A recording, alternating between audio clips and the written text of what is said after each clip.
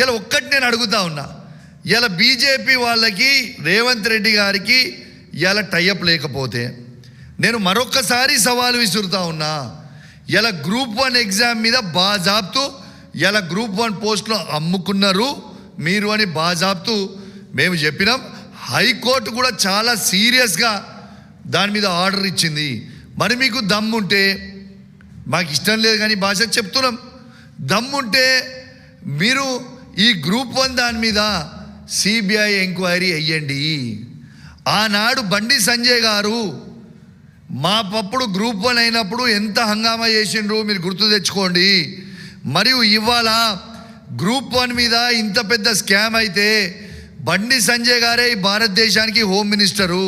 మరి బండి సంజయ్ గారు, మీరు రేవంత్ రెడ్డి గారు, బీజేపీ వాళ్ళు, కాంగ్రెస్ వాళ్ళు టైఅప్ లేకపోతే గ్రూప్ 1 మీద సిబిఐ ఎంక్వైరీ అయ్యండి. ఎందుకు దాని మీద వెయ్యరు? ఎందుకంటే వాళ్ళు టైఅప్ ఉన్నారు కాబట్టి. ఎక్కడ వేస్తారు? వెయ్యరు. కానీ దీన్ని చాలా సీరియస్గా తీసుకోవాల్సిన అవసరం ఉన్నది. ఇవాళ తెలంగాణ బిడ్డ అయిన సుదర్శన్ రెడ్డి గారు నిలబడితే వారికి వెన్నుపోటు పొడిచింది ఇవాళ అదే రేవంత్ రెడ్డి గారు. రేవంత్ రెడ్డి గారు ఏమన్నారు మరోసారి చెప్తున్నాం, మీ అందరికి గుర్తు చేస్తున్నాను. రాహుల్ గాంధీ గారు చెప్పిర్రు, నేను నిలబెట్టినా. కానీ నరేంద్ర మోడీ గారు చెప్పిర్రు, ఓట్లు మాత్రం బీజేపీకి వేయించిన. ఇది వాస్తవం. ఇది నేను చెప్పింది. ఇది ఆలోచన చేయండి. నేను చెప్పింది వాస్తవమా కాదా ఒక్కసారి మీ గుండె మీద చేసుకొని ఆలోచన చేయండి. కాంగ్రెస్ కార్యకర్తలకు కూడా చెప్తున్నా, వాళ్ళ ఉన్న నాయకులకు కూడా చెప్తున్నా, ఇవాళ నేను ప్రెస్ మీట్ పెట్టగానే మళ్ళీ మీరు ప్రెస్ మీట్ పెట్టి నన్ను ఇష్టం ఉన్నట్టు తిడితే నాకేం అయ్యేది లేదు, పోయేది లేదు. కానీ మీ గుండె మీద చేసుకొని మీరు ఆలోచన చేయర్రి. ఇలా కాంగ్రెస్ పార్టీని నడి సముద్రంలో ముంచుతున్నా లేదా?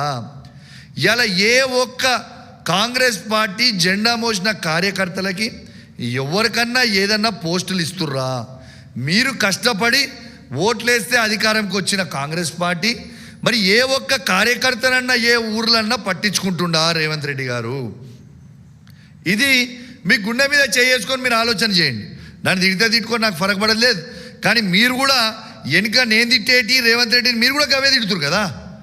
మీరు బయటికి చెప్పలేకపోతున్నారు, నేను బయటికి చెప్తున్నా. గదే డిఫరెన్స్ కదా నేను చెప్పింది. కాబట్టి ఇవాళ మీకు అందరు కూడా ఆలోచించాలని విజ్ఞప్తి చేస్తూ ఉన్నా. ఇవాళ ఇది చాలా సీరియస్ అయిన అలిగేషన్ ఇది నేను చేసింది. ఇది ఖచ్చితంగా ప్రతి మీడియాలో కవర్ చేయాలి.